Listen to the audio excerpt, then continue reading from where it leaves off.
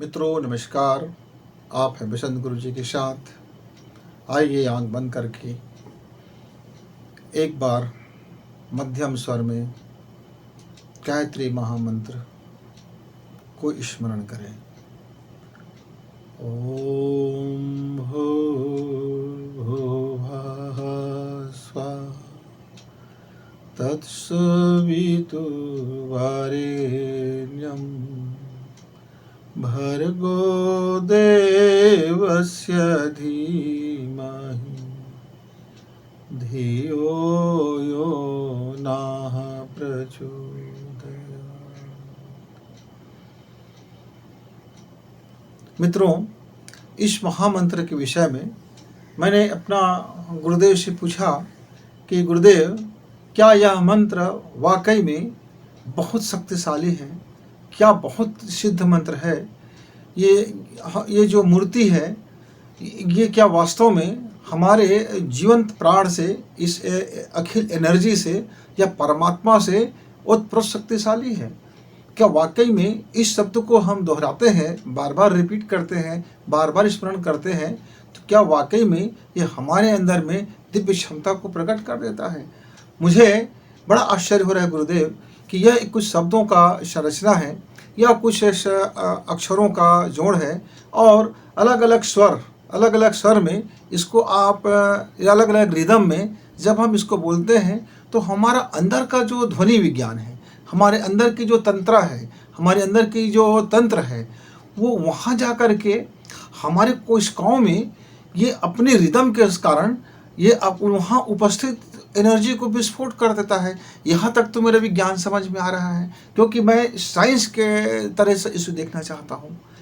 और लेकिन मेरा एक चीज़ समझ नहीं आ रहा है कि यह कुछ शब्द क्या वाकई में इतनी शक्तिशाली हो सकता है कि जिससे हमारे अंदर में देव चेतना, प्राण चेतना, अखिल चेतना और सामर्थ्य, युग दृष्टा, जो भी आप कह सकते हैं, ईश्वर के उतरने का एहसास, शांति, खुशी, समृद्धि, सारा चीज़ एक छोटे से इसमें शब्दों में आ जाता है।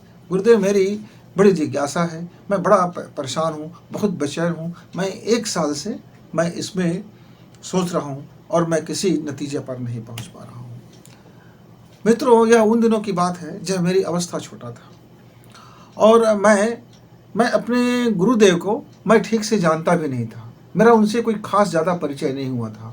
उन्होंने एक बार ऐसे ही खुले नींद में था, आधे अधूरे नींद में था, ऐसा लग रहा था कि मैं अब नींद में जाने वाला हूँ, पर मुझको एक ऐसा आभास हुआ कि एक वृद्ध व्यक्ति ने कहा, बातचीत किया और बोले, बेटा, ये जो तुम जिज्ञासा तुम्हारे अंदर में पल रहा है, ये जो तुम बहुत बेचैन हो और जिस चीज़ के बारे में तुम जानना चाहते हो, इसका पूरा का इसका साइंस, इसका विज्ञान समझना है, तो आप मेरे पास आ जाओ। अच्छा, तो मैं उनसे पूछा कि आप रहते कहाँ हो? तो बोला, मैं इन दिनों तो शांति कुंज में रहता हूँ। अच्छा, मैं इसके पहले कहाँ रहता हूँ, क्या करता हूँ, बाद में जान लेना। तो मैं बोला, अब फिर आऊँ कैसे? तो बोले, आपके पास वो जो पुरानी खटारा साइकिल है, खटखटिया है, उसको पकड़ो और चले आओ आप रास्ते कर। फिर मैं रास्ते जानूँगा कैसे? जहाँ चाह वहाँ राह। और इतना आभास हुआ और उसके बाद मैं गहरी नींद में चला गया। और सुबह जब उठा तो मुझे ऐसा लगा कि मुझे वाकई में अपनी साइकिल यात्रा निकालनी चाहिए। तब मुझे ये नहीं मालूम था कि मेरे गांव से उस हरिद्वार की कितनी किलोमीटर की दूरी है। मैंने अपने मित्र से इस चर्चा को किया कि क्यों ना हम एक छोटे सा साइकिल यात्रा निकालें और हम निकल पड़े। अब घर के लोगों ने कहा कि ट्रेन से चले जाओ, लंबी यात्रा है, दूर है। हमने कहा कोई बात नहीं, क्योंकि मैं एकदम उस समय तरुण में था, युवा अवस्था था, 20 साल की अवस्था रहा होगा। और 20 साल के आदमी बड़ा तोपचंद होता है, उसको आप कहोगे तो उसको समझ में नहीं आता। उसको लगता है वो जो समझता है वही सब कुछ समझता है, उसको आप समझा नहीं सकते। तो मैं भी उसी अवस्था में था, मुझको भी कोई समझा नहीं सकता था। क्यों? क्योंकि मैं सोचा कि बस जाना तो है। अब हम दोनों साइकिल से निकल पड़े। पहले दिन तो ऐसा लगा कि अब बस हो गया काम, क्योंकि गलत टाइम और गलत तरीके से हम निकल गए थे। भाई 14 मई था और सुबह निकले हम लोग 8 बजे और बिना पानी लेके निकले। अब साइकिल यात्रा है, पहाड़ का यात्रा चलना था और बिना पानी के चलना था। अब दोपहर की गर्मी थी। इस भयानक गर्मी में, इस चिलचिलाती धूप में शरीर में जल रहा था। ऐसा लग रहा था कि पूरा शरीर अब फफोले से भर जाएगा, जल जाएगा। अब हम प्यास के मारे व्याकुल हो रहे थे। कंठ सूखा जा रहा था, इतना कंठ सूखा जा रहा था कि मुझको लगा कि अब मेरा प्राण ही निकल जाएगा। तब मैंने स्मरण करके कहा, अच्छा बाबा जी, आपने तो मुझे अच्छा फंसा दिया। बोले कि साइकिल पढ़ो खड़खड़िया। अब पुराना साइकिल था इसीलिए खटखटिया था। और चलो अब तो हम यहाँ दम तोड़ने वाले हैं। को अच्छी आपने मुझको फंसा दिया। तो उसके बाद उस थोड़ी सी देर हम आगे निकले तो हमको एक आदमी मिला। शायद हमको लगा कि रोड में काम करने वाला है। उनके पास रोटी भी था और शीतल जल भी था। फिर उनके पास हम लोग बैठे, पानी मांगे, उन्होंने भरपेट पानी दिया, खाना बनाने का भी पानी दिया और वही हम लोग खिचड़ी बना करके खाए पिए और हम आराम करने लगे। नींद लग गया। जब जागे तो उस व्यक्ति ने एक हमको नक्शा ड्राइंग करके दिया कि आपको इतना समय चलना चाहिए और ऐसे खा के चलना चाहिए कि सुबह आप अंकुरित खा लो, आपके पास जो चना वगैरह है उसका अंकुरण खा लिया करो सुबह सुबह, और गुड़ खा लिया करो और फिर निकला करो। और जब आपका 10 बज जाए कहीं भी, तो 10-11 बजे किसी गांव में किसी शीतल छाया के पास रुक करके खाना बनाया करें और फिर आगे बढ़ा करें। उसने हमको गाइड किया। उसकी बात हमको समझ में आ गया और शब्दशः हमने समझ लिया, सुन लिया, आत्मसात भी कर लिया। क्यों? हम लोग तो इतने थक चुके थे कि आदमी उस समय हमको कहता कि ये कुएं में कूद दो, ये सीधा का सीधा हरिद्वार पहुंचता है, तो हम बिना तर्क किए कूद जाते। इस कंडीशन में हम लोग थके हुए थे, लेकिन उसकी बात में लॉजिक था और समझ में आ गया। फिर हम लोगों ने अपनी यात्रा सकुशल पूरा किया। वह जो उनका दिया हुआ हाथ से बनाया नक्शा था बिल्कुल अच्छा और शानदार था। मुझे अद्भुत तब हुआ जब मैं वहां पहुंचा, शांति कुंज। वहां पहुंचने के बाद उस शख्स ने गेट के पास में मेरा वेलकम किया। बोले कि आपको कहीं रास्ते में तकलीफ तो नहीं हुआ? मैं बोला नहीं हुआ। आप वहां से यहाँ कैसे आए? बोले मैं बस में आ गया, मैं आपसे पहले आ गया था। मुझे यकीन हो गया बस में आया होगा। और उस मददगार की शक्ल और उस शक्ल में कोई भेद न था। मित्र, मैं दूसरा दिन का सफ़र था और रात में हम भयानक ऐसी जगह में ठहर गए थे जो शमशान घाट के पास था। और एक ऐसा भय का वातावरण था कि न जाने हमारे भीतर में बड़ी भय ने जन्म ले लिया। भयंकर डर लगने लगा। अब थर थर हम लोग भय से कांपने लगे। और फिर वही स्मरण मैंने किया और श्रद्धा से और विश्वास के साथ मैंने स्मरण किया कि वो मेरी मदद जरूर करेंगे। यदि मुझको बुला रहे हैं तो कोई दिव्य आत्मा होगा, कोई तो ऐसी शक्ति होगा या खास उसमें कोई तो बात होगा जिन्होंने मुझको संकेत किया है। नहीं तो मैं उसका बात क्यों मानता। और फिर उसने कहा कि दीपक जला के सो जाया करें। तो हम लोग तेल रखे थे ऑलरेडी अपनी सब्जी के लिए, और उसी तेल से और बाती से अपना दीपक, हम लोग मिट्टी का दीपक जला करके सो गए। फिर सारा चीज़ हमारा सुरक्षा होता गया। हम पूरे रास्ते गए। गजब की बात ये था मित्र कि जिस साइकिल को मुझको हर 2 दिन 3 दिन में हवा डालनी पड़ती थी, मैं पूरी यात्रा चला गया।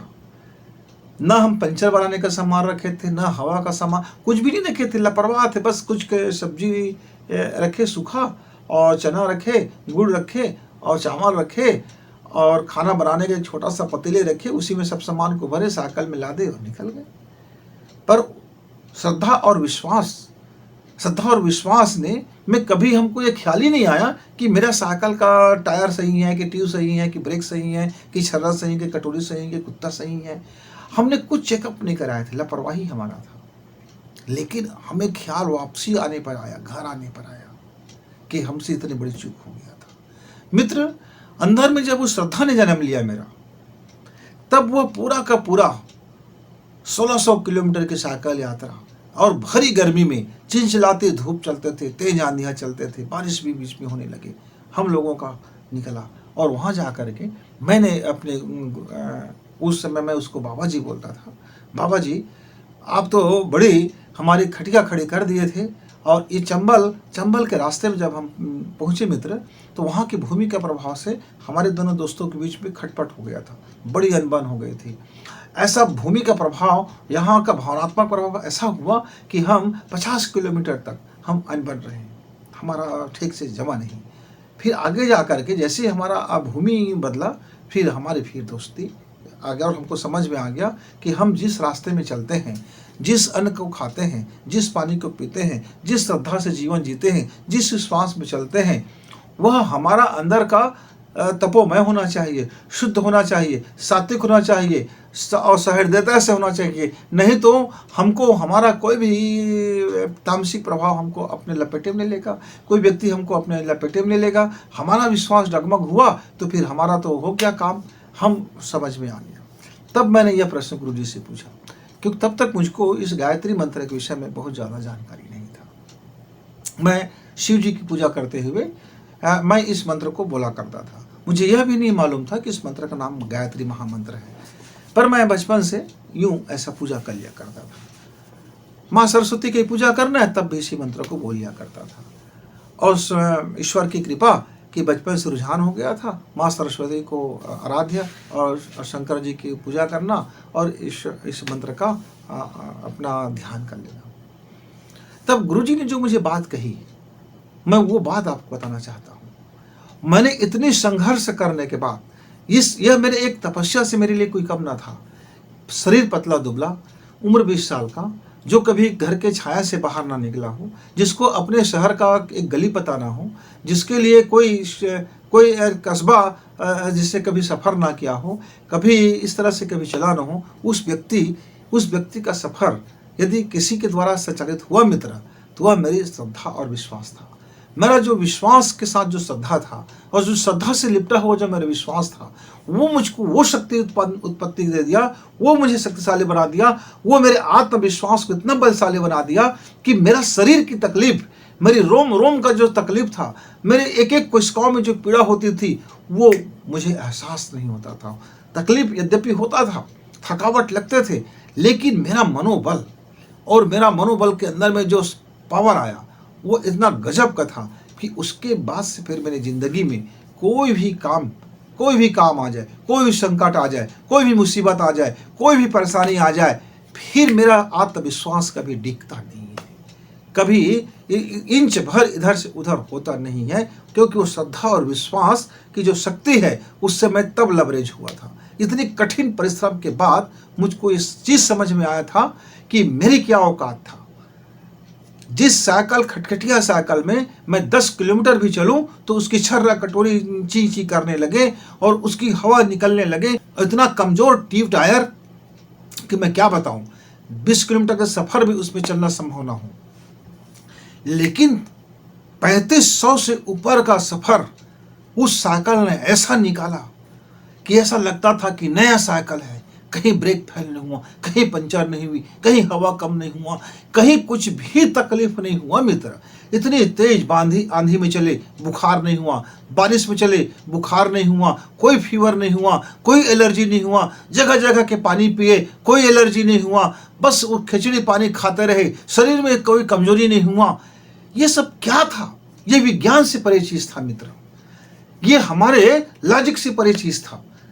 ये अनुभव जब हम गुजरे तब हमें मालूम हुआ कि शक्ति उस शब्दों में नहीं है, उस शब्द के गुंफन में नहीं है, उस शब्द के आरोप प्रारोह में नहीं है, उस शब्द में नहीं है, उसमें जो प्राण उत्पन्न होता है, जिस शब्द को हम मंत्र बोलते हैं, उस शब्द में जो प्राण उत्पन्न होता है वे हमारे श्रद्धा और विश्वास से होता है। और जो विश्वास के साथ श्रद्धा जुड़ जाए और श्रद्धा में यदि विश्वास आ जाए तब वो ऐसा शक्तिशाली बनता है मित्र कि फिर वह फिर तेज उत्पन्न करके ही रहता है। तब गुरुजी ने कहा श्रद्धा जुड़ जाए और श्रद्धा में यदि विश्वास आ जाए तब वो ऐसा शक्तिशाली बनता है मित्र कि फिर वह फिर तेज उत्पन्न करके ही रहता है। तब गुरुजी ने कहा, आपने जो सफ़र किया, आपको कभी एहसास हुआ क्या कि आपने क्या क्या गलतियां करके घर से निकले थे, क्या क्या सामान आपने रखे थे, क्या इतने ऐसे ही मैं बोला एक साइकिल पकड़ो और आ जाओ, तो बस आप साइकिल पकड़े और आ गए। आपने जरा भी अपनी यात्रा की आयोजन में क्या क्या तैयारी करना है, आपने ये बिल्कुल सोचना समझना, आप बुद्धि का काम करना आपने नहीं सीखा। आपको इतना भी ज्ञान नहीं आया कि हमें इसके साथ में जो आवश्यक टूल्स होते हैं उसे रख लें।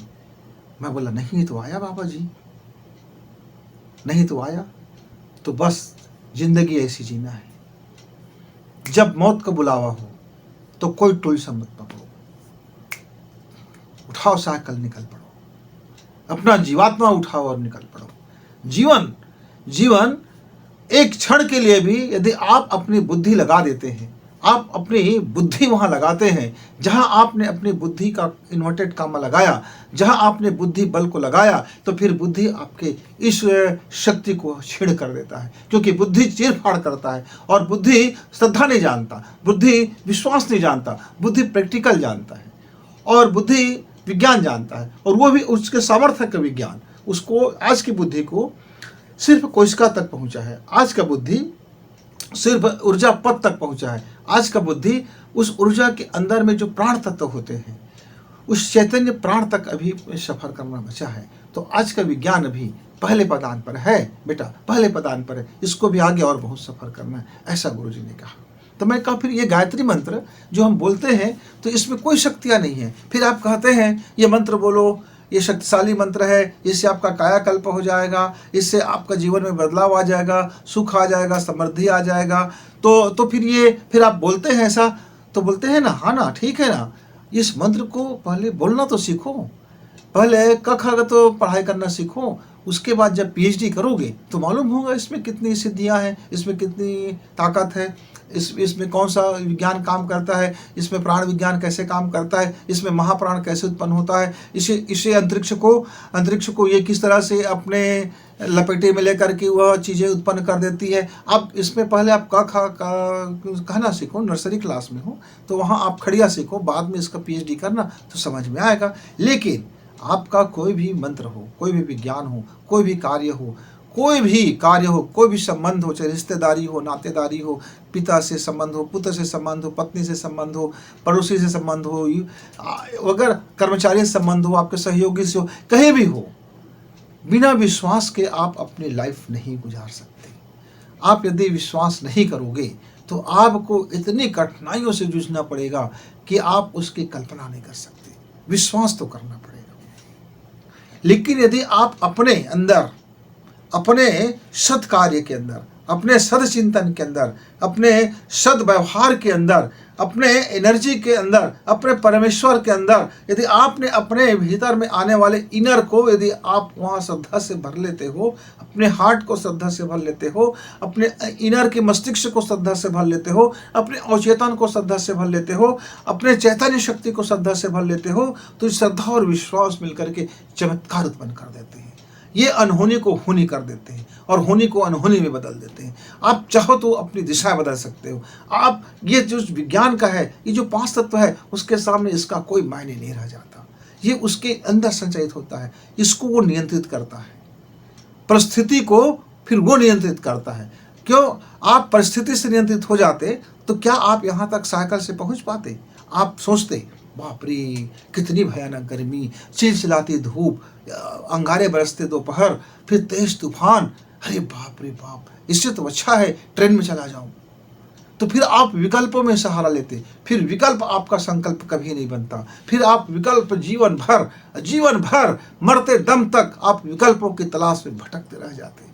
इसलिए मित्र, श्रद्धा और विश्वास से कि जब आप कोई कार्य करते हो, जब आप कोई उद्देश्य बनाते हो, जब आप कोई लक्ष्य तय करते हो और उस लक्ष्य प्राप्ति के लिए आप मन से, हृदय से यदि किसी को गुरु मानकर, किसी को अपने परम शक्तिशाली मानकर आप इस मंत्र का ध्यान करते हो, आप भरोसा रखते हो, विश्वास रखते हो, उसमें कहीं भी आप शंका नहीं करते हो, संदेह नहीं करते हो, तो आपके अंदर का एनर्जी बुस्ट होकर के वो परमाणु शक्ति फिर आपके अंदर में दैव शक्तियों को प्रकट कर देता है मित्र। लेकिन ध्यान रखना, अंधविश्वास और विश्वास में जरा बारीक सा फर्क है। यदि आप अंधविश्वास से फंस गए तो फिर आपका जीवन तबाह हो जाएगा। ये अंधविश्वास क्या है कि आप प्रत्येक घर में कुछ न कुछ परंपरा होती है, प्रत्येक घर में होता है। मान लीजिए आपके घर में एक परंपरा है। मेरी नानी माँ कहते थे कि बेटा अब गर्मी के दिन आ गया है, शंकर जी का पूजा करना है, तो हम इसमें दही डाल देते हैं और शहद डाल देते हैं, गंगा जल कर स्नान करा देते हैं, माने पंचगव्य से स्नान करा देते हैं।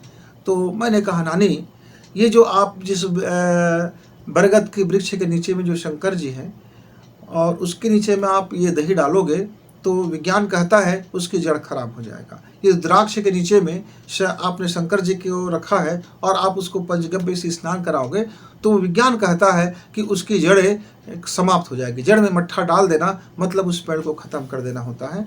तो आप श्रद्धा से आज पंचगव्य डालिए, लेकिन आप जड़ में मत डालिए, आप जड़ से अलग कर लीजिए, उसे पतीली में रख लीजिए, आपका श्रद्धा भी पूरा होगा और आप या हमारी पेड़ मरने से बच जाएगा। तब नानी ने कहा, अरे बेटा, मैं तभी तो सोच रहा था कि पिछले दो साल से जब पूरे के पूरे गांव के लोग इस पेड़ में शंकर जी को पंचगव्य स्नान कराते हैं तो ये पेड़ मर क्यों जाता है। ये छोटा सा पेड़ था, मर गए, फिर उस पेड़ के नीचे में हमने ये पूजा किया, वो भी मर गए।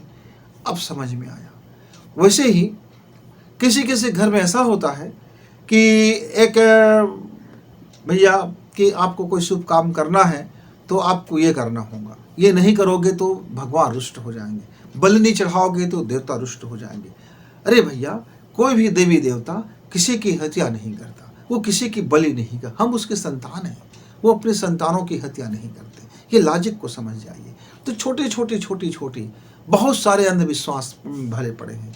आप देखेंगे, मैं एक डॉक्टर के हॉस्पिटल में गया, डिस्पेंसरी में गया, और वो नींबू और मिर्ची करके ऐसा गेट में लटका हुआ था बंधन लगा करके।